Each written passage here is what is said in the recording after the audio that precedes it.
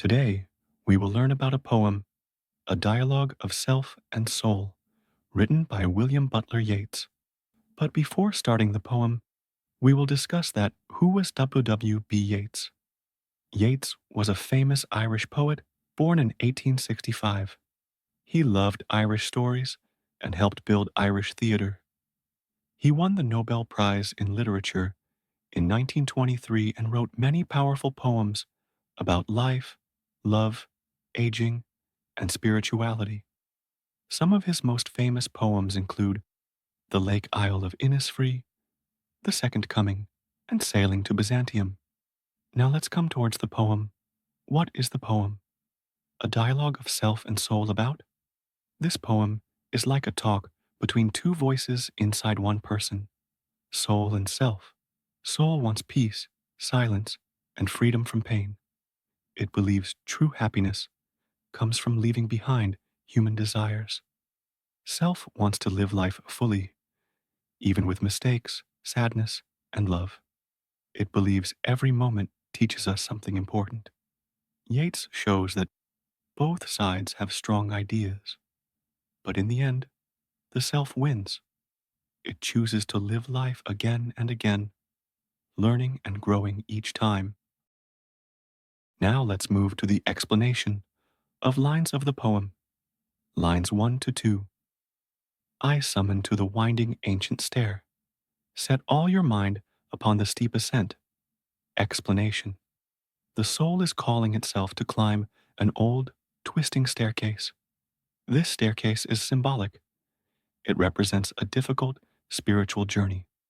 The soul tells itself to focus completely on this climb, leaving behind distractions. Lines 3 to 4. Upon the broken, crumbling battlement, upon the breathless starlit air. Explanation. The soul wants to rise above the ruins of the past, the broken battlement, and reach the peaceful, star-filled sky. This shows a desire to leave behind worldly struggles and reach a higher spiritual place.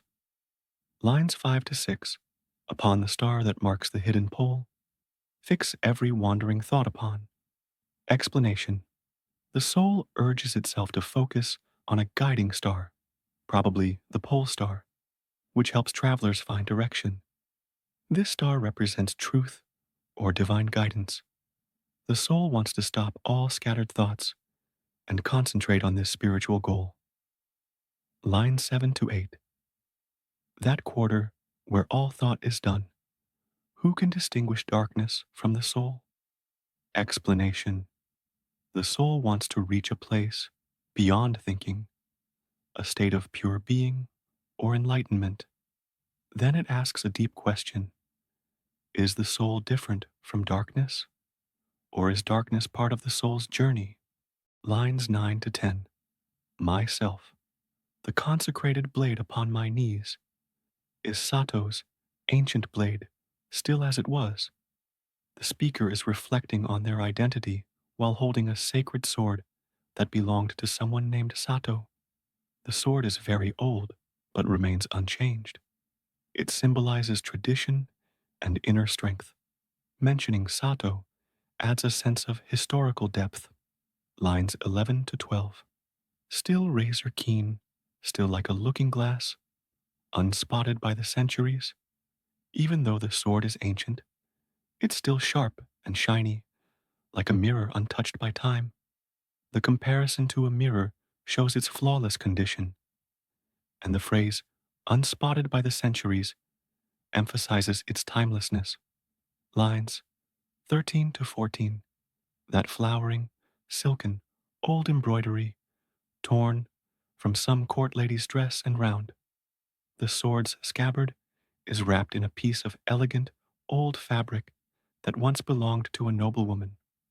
The description creates a vivid image of beauty and delicacy, linking the sword to a refined past. Lines 15 to 16. The wooden scabbard, bound and wound, can, tattered, still protect, faded adorn. Although the cloth is worn and torn, it still serves its purpose, protecting the sword and adding a touch of faded beauty. This contrast shows how something old and damaged can still be meaningful and valuable. Lines 17 to 18. My soul. Why should the imagination of a man, long past his prime, remember things that are? Explanation. The speaker questions why an old man should still dwell on memories or fantasies. Imagination represents the creative or emotional mind, still active despite age. Long past his prime is a metaphor for aging and fading vitality. This sets up a contrast between physical decline and mental richness. Lines 19 to 20. Emblematical of love and war? Think of ancestral night that can. Explanation. He wonders why symbols of love and war still matter to someone old. Emblematical means symbolic. Love and war are timeless human experiences. Ancestral night symbolizes inherited mystery or unconscious history. The line suggests that deeper truths lie in an ancient, shared human experience. Lines 21 to 21. If but imagination scorn the earth, and intellect its wandering. Explanation. Imagination must reject worldly distractions to reach higher understanding. Scorn the earth is a metaphor for detachment from material life. Intellect its wandering implies that reason must stop chasing trivial thoughts. Yeats hints at spiritual transcendence through disciplined thought. Lines 23 to 24. To this and that and t'other thing, deliver from the crime of death and birth. Explanation. The mind must stop being scattered to escape the suffering of existence. This and that and t'other thing shows mental distraction and confusion. Crime of death and birth is a metaphor for the pain of human life. Yeats views life itself as a cycle of suffering that one might transcend. Lines 25 to 26. Myself. Montashigi, third of his family, fashioned it 500 years ago. About it lie. Explanation. The speaker refers to a historical figure who created something meaningful. Montashigi may symbolize tradition, honor, or craftsmanship. The reference to 500 years ago evokes timelessness. Yeats blends personal reflection with historical depth. Lines 27 to 28. Flowers from I know not what embroidery, heart's purple, and all these I set. Explanation. The speaker sees mysterious, beautiful symbols around the object. Embroidery suggests delicate, artistic creation, possibly emotional or spiritual. Dash heart's purple symbolizes passion, nobility, or deep feeling. These elements are chosen as emblems of life and emotion. Lines 29 to 30. For emblems of the day against the tower, emblematical of the night. Explanation. He places symbols of life and clarity against those of darkness and mystery. Day versus night is a classic metaphor for life versus death or reason versus mystery. Tower may represent isolation, power, or the unknown. Yeats contrasts opposing forces to explore human experience. Lines 31 to 32. And claim as by a soldier's right, a charter to commit the crime once more. Explanation.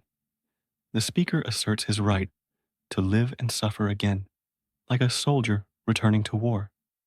Soldier's right symbolizes courage and earned experience.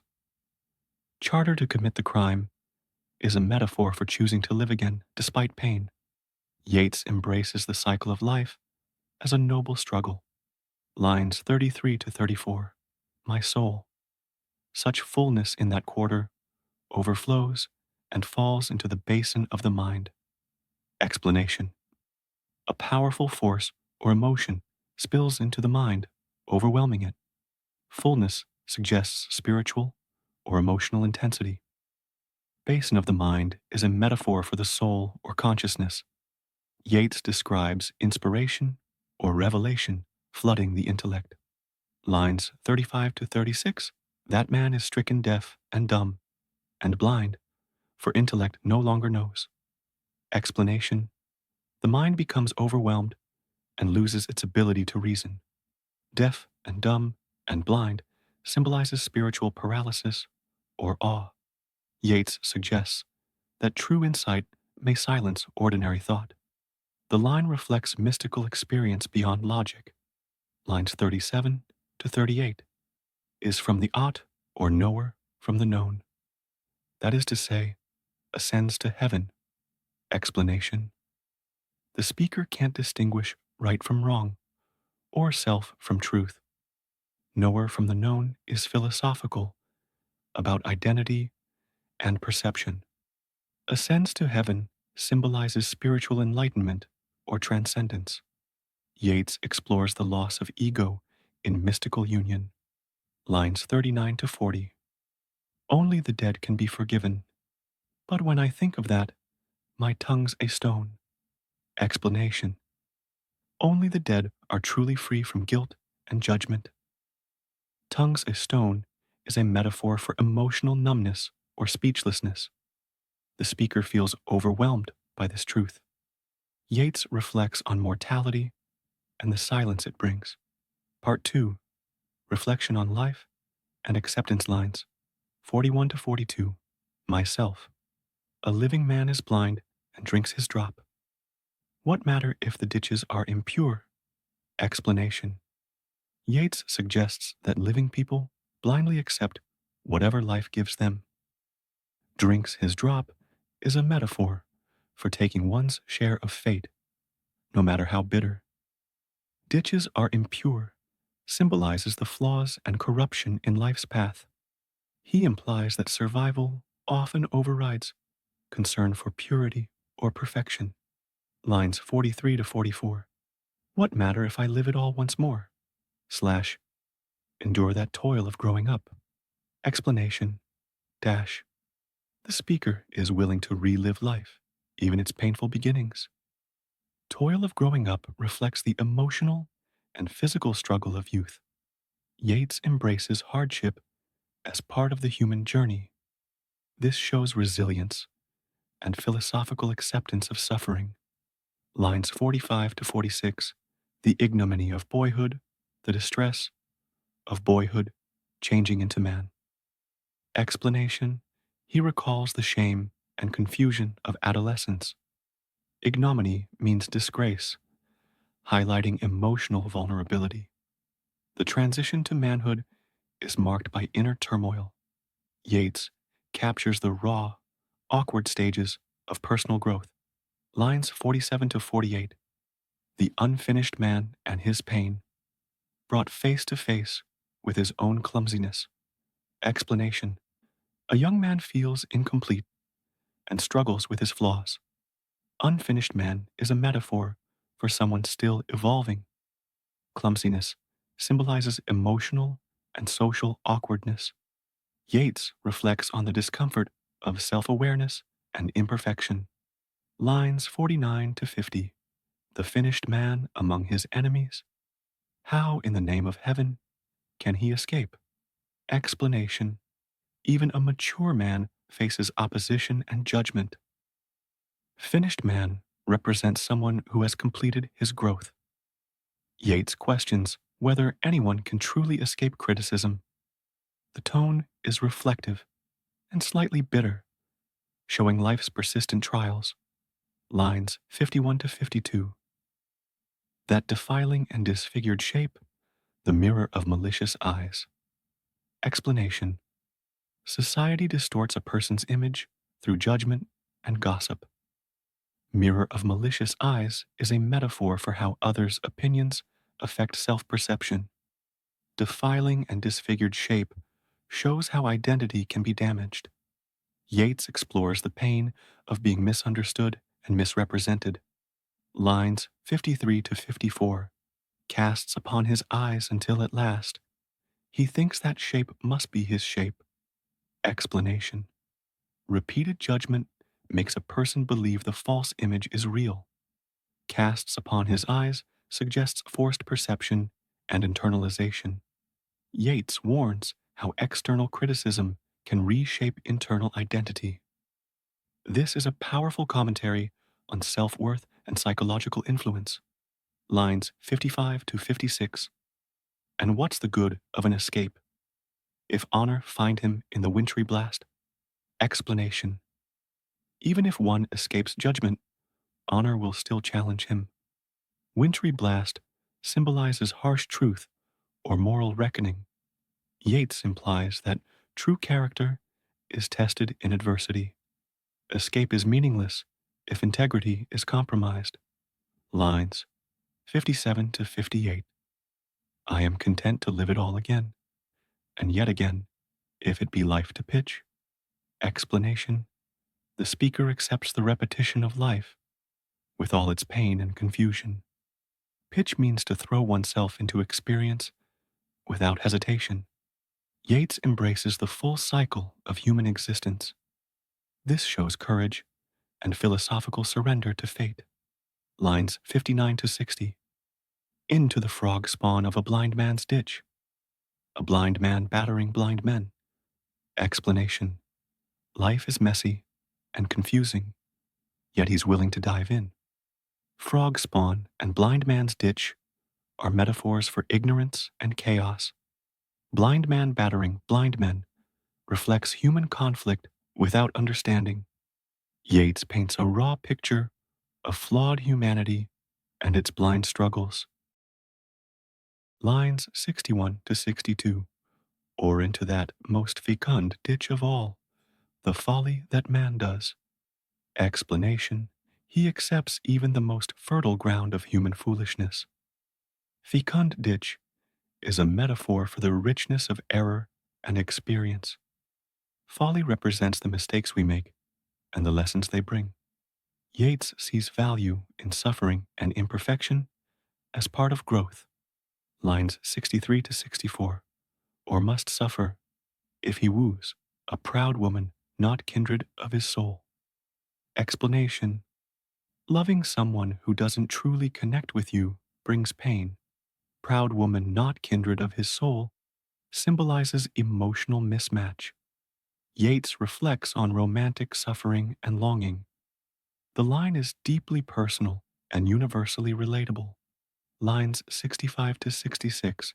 I am content to follow to its source every event in action or in thought. Explanation. He's willing to trace every experience back to its origin. Follow to its source is a metaphor for deep introspection and understanding. Yeats values truth over avoidance, even if it's painful. This shows emotional maturity and philosophical depth. Lines 67 to 68. Measure the lot, forgive myself the lot. When such as I cast out remorse. Explanation. He evaluates his life and forgives himself for all of it. Measure the lot means to assess everything honestly and fairly. Cast out remorse symbolizes emotional healing and self acceptance. Yeats finds peace through reflection and forgiveness. Lines 69 to 70. So great a sweetness flows into the breast, we must laugh and we must sing. Explanation. Letting go of guilt brings joy and emotional release. Sweetness flows into the breast is a metaphor for inner peace and contentment. Laughter and song represent celebration of life. Yeats shows how forgiveness transforms the soul into something joyful. Lines 71 to 72. We are blessed by everything. Everything we look upon is blessed. Explanation. Once we accept life fully, everything becomes sacred and meaningful. Blessed means spiritually enriched or touched by grace. Yeats ends with a vision of universal harmony and gratitude. The tone is uplifting, peaceful, and transcendent, a perfect closing